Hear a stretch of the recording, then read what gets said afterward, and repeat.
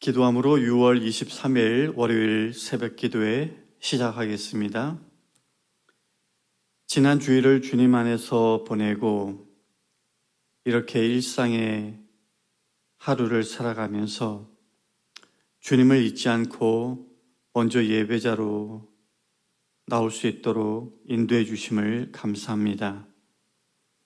각자의 삶의 자리에서 살아갈 때 세상의 것 바라보고 의지 않게 하여 주셨고 오직 주님의 진리의 말씀만을 피난처로 삼아 살아갈 때에 하나님의 말씀이 우리를 거룩하게 한다라는 것을 경험할 수 있도록 도와주시옵소서.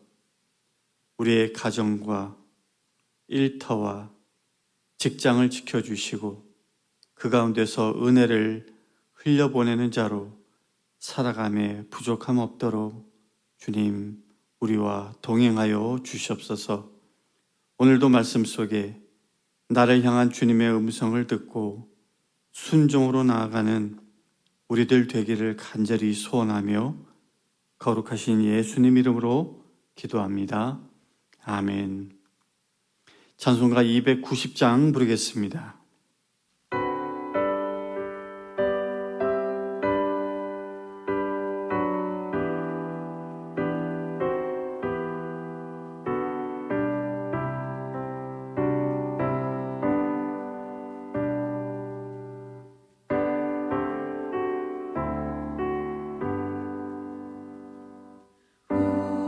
우리는 주님을 늘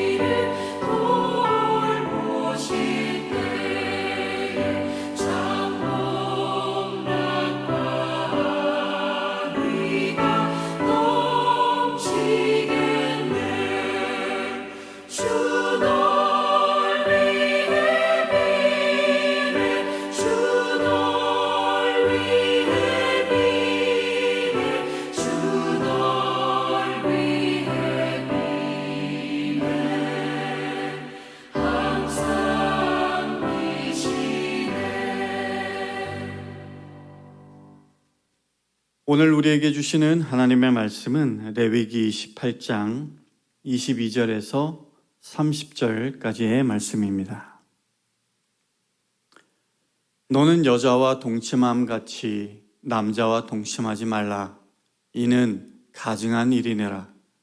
너는 짐승과 교합하여 자기를 더럽히지 말며 여자는 짐승 앞에 서서 그것과 교접하지 말라. 이는 문란한 일이니라.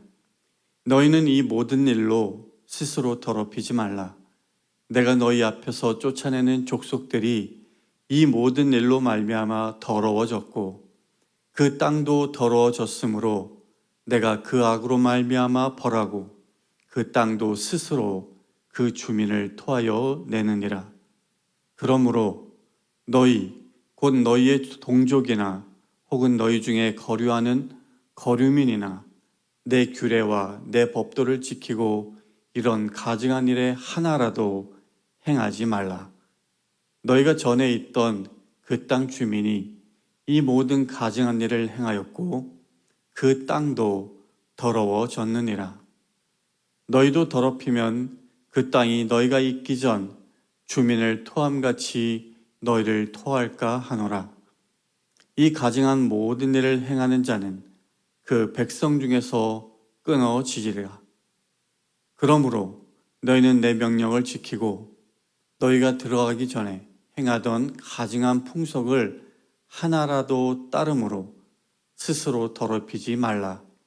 나는 너희의 하나님 여호와이니라. 하나님의 말씀입니다. 레위기 18장에서 하나님은 모세를 통해 이스라엘 백성들에게 이렇게 말씀하셨어요. 이전에 살았던 애굽 땅의 풍속을 쫓지 말고 앞으로 들어가게 될 가나안 땅의 풍속이나 규례도 행하지 말라. 한마디로 말하면 세상 문화, 이방 문화를 쫓지 말라라고 하신 것인데 도대체 그들의 문화가 어떠했길래 하나님은 이렇게 명령하신 것일까요? 18장 5절 이하에 기록된 내용들을 보면 하나님은 그들의 다양한 성적인 죄악들을 언급하시고 그것들을 금하셨는데 대표적으로 근친상간이라든지 또는 왜곡되거나 비정상적인 성적 관계를 금하셨다라는 것을 우리가 알 수 있습니다. 곧 따르지 말아야 할 세상 문화의 특징으로 하나님은 성적인 타락을 짚으신 겁니다. 그 중에서 오늘 봉독한 본문은 비정상적인 성적 행위들을 지적하고 그것에 대한 하나님의 엄중한 심판을 선포하고 있는 내용인데 보신 바와 같이 22절은 동성애 그리고 23절은 수간에 대해서 말씀하고 있고 그리고 24절부터 마지막 30절까지는 18장 전체의 결론으로서 하나님이 주신 규례와 법도를 지킬 것을 다시 한번 명하고 계십니다. 이것에 대해서 좀 더 들어가 살펴보겠습니다. 먼저 22절, 너는 여자와 동침함 같이 남자와 동침하지 말라. 이는 가증한 일이니라. 이미 말씀드린 대로 이것은 동성 간의 성관계에 대해서 금하고 있는 명령인데요. 이에 대해서 하나님은 분명히 이렇게 말씀하셨어요. 가증한 일이다. 새 번역과 공동 번역은 이것을 정상적인 상태에서 어그러져서 어이가 없거나 참아 보기가 어렵다라는 뜻의 망측한 짓이다라고 어떻게 보면 조금 순화해서 번역을 했는데 사실 이것은 망측한 정도가 아닌 것이죠. 이것은 말 그대로 가증한 일이었는데 그럼 어느 정도의 가증한 일로 하나님이 보신 것일까? 오늘 본문에는 나오지 않지만 레위기 20장 13절에서 하나님이 이렇게 말씀하셨습니다. 누구든지 여인과 동침하듯 남자와 동침하면 둘 다 가증한 일을 행함인즉 반드시 죽일지니 자기의 피가 자기에게로 돌아가리라. 즉 동성애는 사형까지도 내릴 수 있는 그런 정도의 일이 아니라 반드시 사형에 처해야 하는 그런 가증한 일로 보신 겁니다. 무섭죠? 동성애는 하나님이 세우신 창조 질서를 붕괴하고 어기는 것이에요. 동성애 관계 속에서 누군가는 자기와 반대되는 성의 역할을 담당함으로써 성적인 측면에서 자이든 타이든 스스로 원래 부여받았던 그 자아를 포기하게 되죠. 이것은 하나님이 창조하신 뜻을 거부하고 깨뜨리고 모독하는 것입니다. 그런데 아시겠지만 동성애는 오래전부터 사실은 성행했습니다.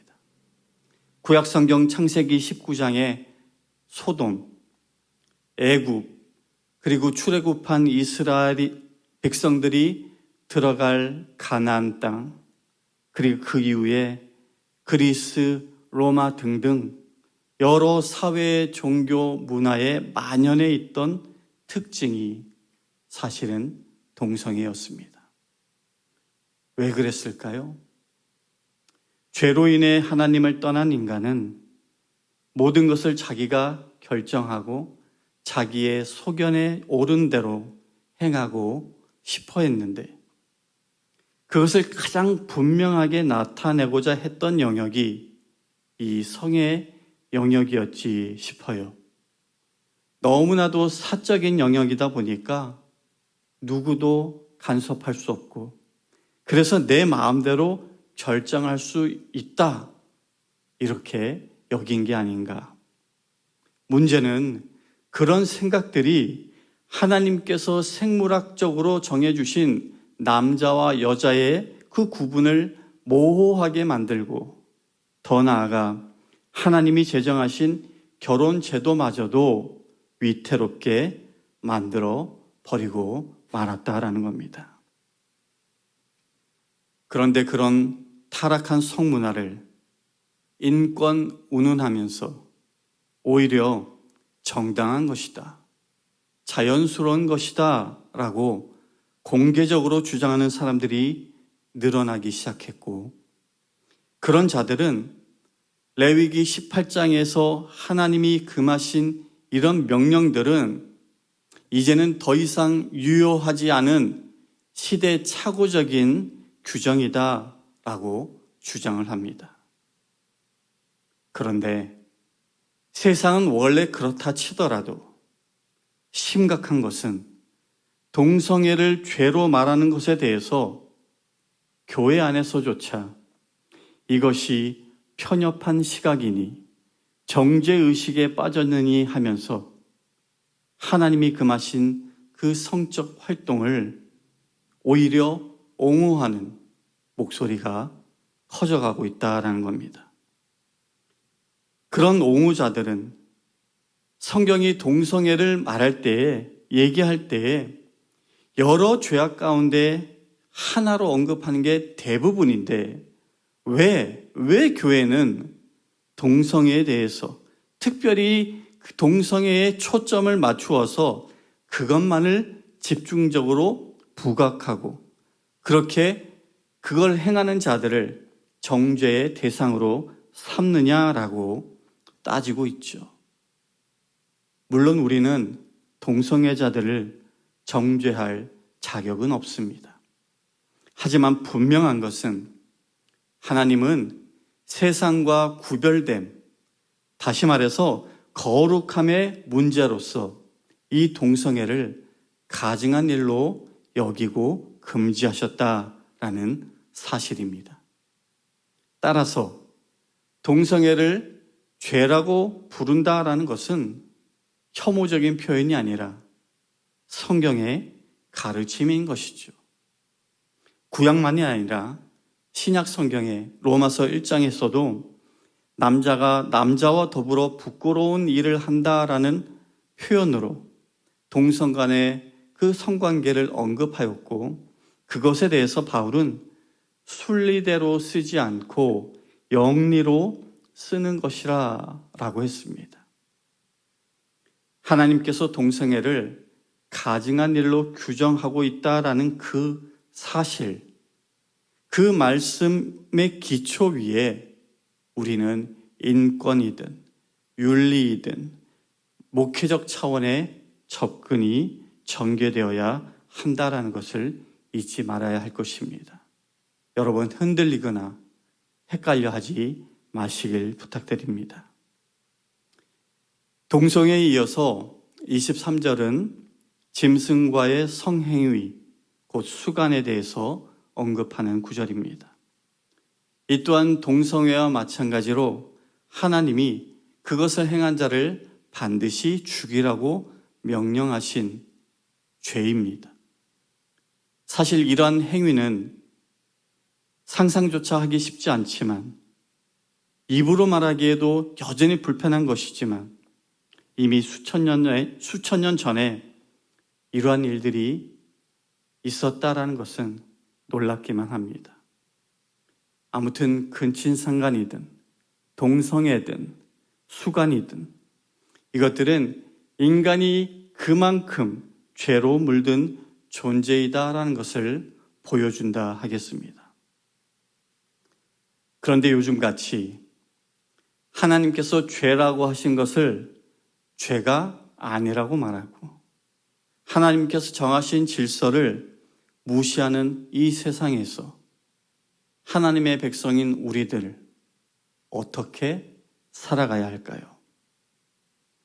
이것이 오늘 저와 여러분, 우리 모두가 함께 고민하고 씨름하며 살아가야 하는 실제적인 도전인데요. 오늘 본문 24절, 25절에 하나님께서 너희는 이 모든 일로 스스로 더럽히지 말라. 내가 너희 앞에서 쫓아내는 족속들이 이 모든 일로 말미암아 더러워졌고 그 땅도 더러워졌으므로 내가 그 악으로 말미암아 벌하고 그 땅도 스스로 그 주민을 토하여 내느니라 라고 말씀하셨고, 그리고 28절, 29절에 너희도 더럽히면 그 땅이 너희가 있기 전 주민을 토함같이 너희를 토할까 하노라. 이 가증한 모든 일을 행하는 자는 그 백성 중에서 끊어지리라 라고 경고하셨습니다. 하나님은 가나안 사람들이 그 땅에서 쫓겨나는 심판을 받는 것은 그들이 성적 범죄들로 자신 스스로를 더럽히고 그 땅을 더럽혔기 때문이다 라고 말씀하신 것이에요. 그리고 28절에서 하나님은 이스라엘이 그들처럼 그렇게 살아간다면 동일한 심판을 받게 될 것이다 라고 경고하신 겁니다. 이것이 중요해요. 거룩하신 하나님 앞에서 거룩하지 못한 삶을 살아간다면 하나님의 백성이 아닌 사람뿐만 아니라 하나님의 백성조차도 하나님의 심판 아래 머물게 된다라는 겁니다. 사랑하는 성도 여러분, 하나님은 오늘도 우리 모두에게 악하고 가증한 세상의 풍속을 쫓아서 살지 말고 하나님의 말씀을 따라서 죄와 단절된 삶, 구별된 삶을 살아가라 명령하십니다. 하지만 그렇게 온전히 살아가기란 때로는 거센 물결을 거슬러 올라가는 것처럼 힘들고 어렵고 버거울 수 있습니다. 그러나 하나님은 그리스도 안에서 우리에게 그런 세상 문화에 맞설 수 있는 힘과 능력을 주시고 성령님과 함께 세상 속에서 거룩한 삶을 살아가도록 도와주시는 줄로 믿습니다. 오늘 하루 육체적으로 또 영적으로 거룩을 지켜야 하는 여러분들의 삶의 자리에서 믿음의 눈을 들어 하나님만을 바라보고 진리의 말씀을 붙들고 영적인 전투에서 승리하며 살아가는 우리 모든 성도님들 되시길 주님의 이름으로 간절히 축원합니다. 기도하겠습니다. 내가 거룩하니 너희도 거룩하라 하신 하나님의 말씀을 이 시간 기억해 봅니다. 타락한 세상 문화를 따라가지 않고 오직 하나님 말씀 따라 거룩하게 살아가는 우리들이 되게 하여 주시옵소서. 하나님께서 죄라고 하신 것을 죄라고 말할 수 있는 담대함과 용기를 주시고 그 토대 위에서 사랑과 긍휼의 눈으로 여전히 죄 가운데 머물러 있는 자들을 대하고 주님께로 돌이키도록 기도하는 우리들의 믿음이 될 수 있도록 주님 도와주시옵소서. 이제는 우리 주 예수 그리스도의 은혜와 하나님 아버지의 극진하신 사랑과 성령님의 감화감동 교통하심이 오늘도 주님 앞에서 거룩한 자로 살기를 다시 한번 결단하고 나아가는 모든 성도님들 머리 위에 지금부터 영원까지 함께 하시기를 간절히 축원하옵나이다. 아멘.